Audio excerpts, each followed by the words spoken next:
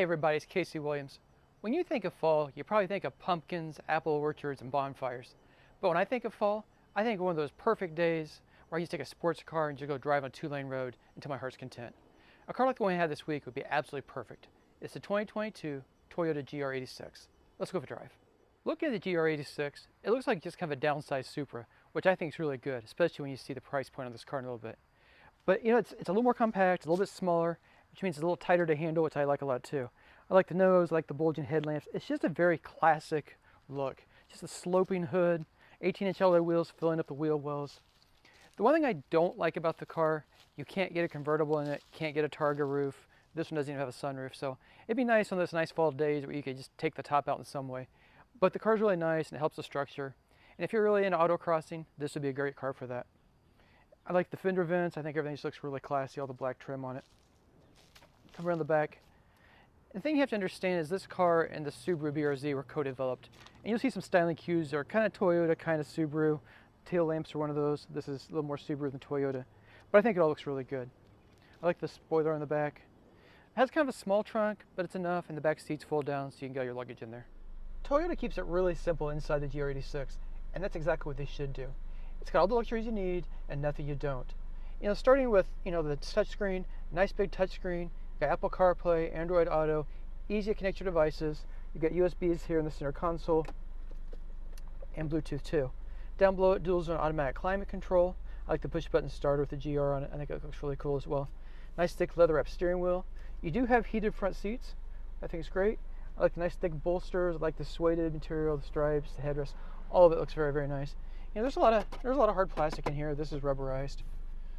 Headliner's all nice. And I like the steering wheel a lot.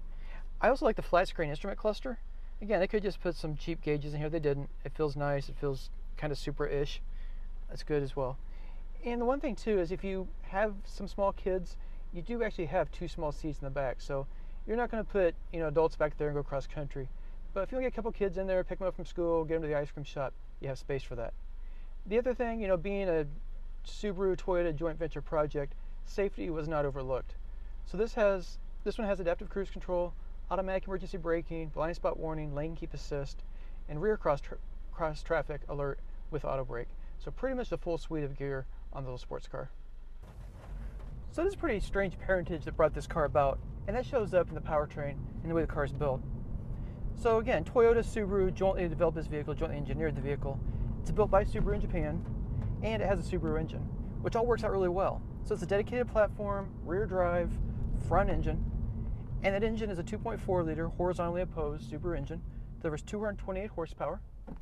It does 0 to 60 in 6.6 seconds, top speed's 134 miles per hour. So it's a pretty quick little car. And the real advantage of that engine too, Porsche uses horizontally opposed engines as well. So, V configurations like this, inlines like this, horizontally opposed like this, and the cylinders go like this. So the advantage is it's a really compact engine, and it sits very down low in the chassis. So it really helps your handling, helps the vehicle perform very well. And it is a very tight handling car. The steering's quick, the suspension's very firm. It's not unlivable, but when you get on the highway and you get a little bit of rough pavement, you can definitely feel it in the chassis. And if you're running over potholes and stuff in a city street every day, you'll definitely feel that too. But again, I don't think it's unlivable. It's a car that I would drive every day, but you do have your moments where you really feel that it is very stiffly sprung. The other thing is too, we got the 6-speed automatic version of this car. I think again, if you're driving in the city all the time, the automatic's great. But they also make a 6-speed manual, and it's a very nice manual transmission. And with that little high revving engine and the manual transmission, it's a lot of fun to drive. Again, it depends on what your use is for the car. If you're really just looking forward to go tear up some curvy 2 lanes on the weekends, get the manual. If you're going to drive it to work every single day, get the automatic. But overall, it's been a really, really fun car to drive, and the kind of car you just want to go find that twisty 2-lane road and just beat the snot out of it. So I think price is also a strong point for this car. So the GR86 starts just under $28,000. This one is equipped $33,507. Well, next week we'll have another fun car. Till then, storm forward.